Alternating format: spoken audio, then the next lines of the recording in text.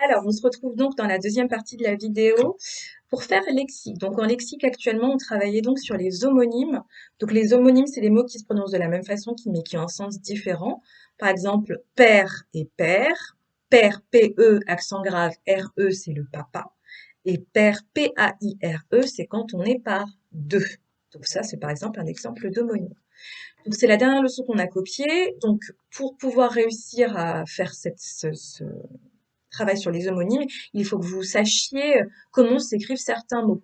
Donc pour l'exercice que je vous propose de faire, si vous avez des difficultés, n'hésitez pas à chercher la définition du mot dans un dictionnaire. Et si vous n'avez pas de dictionnaire, demandez à vos parents s'ils savent ce que ça veut dire. Et si il y a toujours un petit souci, vous pouvez toujours chercher sur Internet en écrivant le mot tout simplement et vous pourrez en comprendre le sens. Donc l'exercice que je vous propose aujourd'hui, c'est de compléter les phrases avec le mot qui convient. Vous allez avoir amende avec un A d'un côté, amende avec un E d'un côté, pause, P-O-S-E et pause, P-A-U-S-E. En fonction du sens de la phrase, vous allez donc savoir quel bon mot il va falloir mettre et à vous de le remplacer. Donc juste après, vous allez vous retrouver avec l'exercice et encore après la correction, je le répète sans arrêt, mais c'est du vécu, c'est pour ça que je le dis. Vous faites l'exercice et ensuite la correction. N'écrivez pas la correction directement, ça ne sert strictement à rien, vous n'allez rien apprendre. Donc bon courage pour faire ce petit exercice et on se retrouve juste après.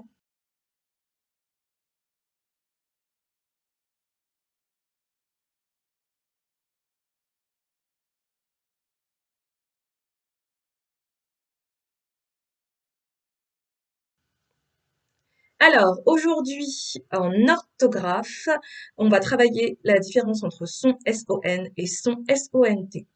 Donc, vous sautez une ligne, vous écrivez n'importe quoi, vous écrivez orthographe. D'ailleurs, j'espère que pour lexique, vous avez écrit lexique parce qu'il me semble que j'ai oublié de vous le dire. Donc là, vous écrivez orthographe et vous allez donc me faire un petit exercice en m'écrivant à la place des pointillés son S-O-N ou son S-O-N-T. Mais avant toute chose, je vais vous réexpliquer la différence entre les deux.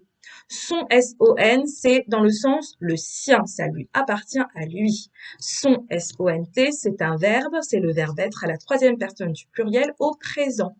Ils sont contents, S-O-N-T. Son chien, S-O-N. Pour savoir lesquels des deux il faut mettre, je vous invite à utiliser était à la place de son. Exemple, les enfants sont gentils, on remplace son par était.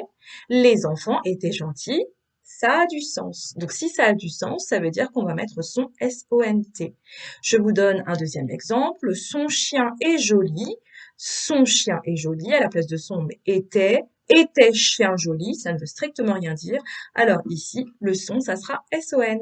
Donc je vous laisse tout de suite avec le petit exercice où vous allez donc devoir me mettre S-O-N ou S-O-N-T avec la correction juste après. Bon courage!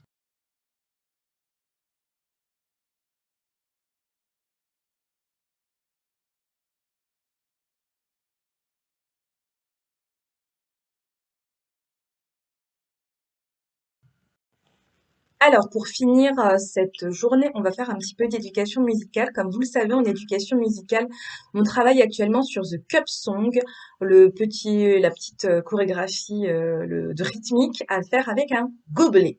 Donc, pour cet exercice, vous allez donc avoir besoin d'un gobelet, soit en plastique, soit en verre, mais ne prenez n'importe quoi.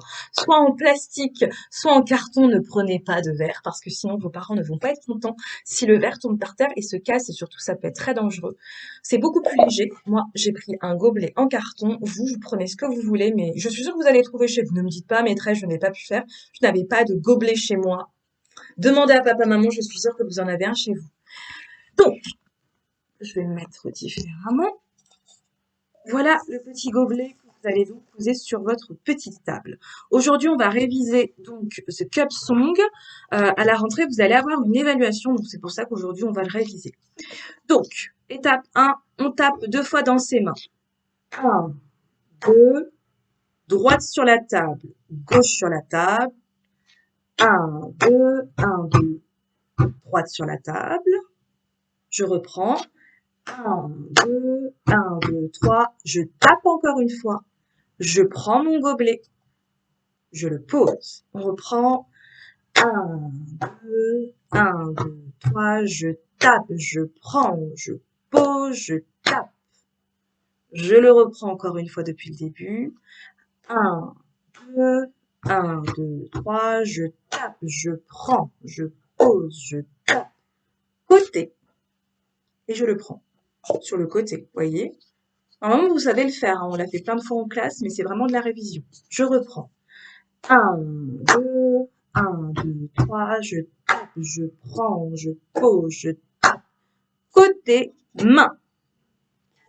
On reprend depuis le début.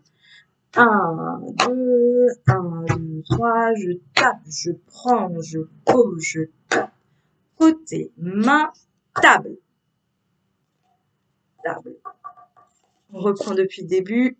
1, 2, 1, 2, 3, je tape, je prends, je pose, tape. Côté, main, table, haute main. Comme ça. Et on recommence. 1, 2, 1, 2, 3, je tape, je prends, je pose, je tape. Côté, main, table, haute main. Et on retourne le gobelet et c'est fini. Je vous invite à le refaire 2 fois d'affilée et de plus en plus vite. Et ce sera bon pour vous. Donc je le refais 2 fois moi, essayez de suivre en même temps que moi, je vais volontairement pas vite afin que tout le monde puisse suivre. 1, 2, 1, 2, 3, je tape, je prends, je pose, je tape. Côté, main, table, haute main, je pose. 1, 2, 1, 2, 3, je tape, je prends, je pose, je tape. Côté, main, table, haute main, table. Voilà. Donc ça, c'est ce que vous devez faire en éducation musicale et je pense que ça va aller. Pour finir, donc là, on a fini le travail qui était à faire pour aujourd'hui. Je vais vous mettre juste après le travail qui est à faire pendant les vacances. Donc, je vais vous l'expliquer à l'oral et vous allez avoir une feuille, toute bien jolie, qui vous explique tout ce que vous devez faire pendant les vacances. Rassurez-vous, je ne vous demande pas beaucoup de choses, mais je vous demande quand même de travailler un minimum pour pas que vous soyez lâchés un petit peu dans la nature pendant les vacances. Donc, pour la rentrée qui, je le rappelle, aura lieu le 26 avril 2021, lundi, dans 2 semaines, un peu plus de 2 semaines. En mathématiques, vous devez connaître par cœur les tables. Même ceux qui pensent les connaître, révisez-les parce qu'on ne sait jamais. Vous devez aussi me faire des calculs posés. Donc les calculs posés, c'est comme hier, 923 x 6 et 825 x 54. Ces calculs qui sont posés pour vous aider, reprenez la vidéo de jeudi, d'hier, pour pouvoir revoir la technique si vous avez un petit souci. En français, vous allez devoir me conjuguer au présent et au futur les verbes donner et sortir. Ça veut dire qu'en tout, vous aurez 4 verbes à conjuguer, 2 au présent, 2 au futur. La poésie, donc comme je vous l'avais dit, par cœur, la poésie qui s'appelle Printemps, plus le dessin. Donc la poésie, elle est dans la vidéo d'aujourd'hui et elle est donc recopiée déjà dans votre cahier de poésie. Ensuite, en éducation musicale, vous devez connaître par cœur The Cup Song parce qu'il y a une évaluation dès lundi. Aidez-vous aussi de cette vidéo d'aujourd'hui.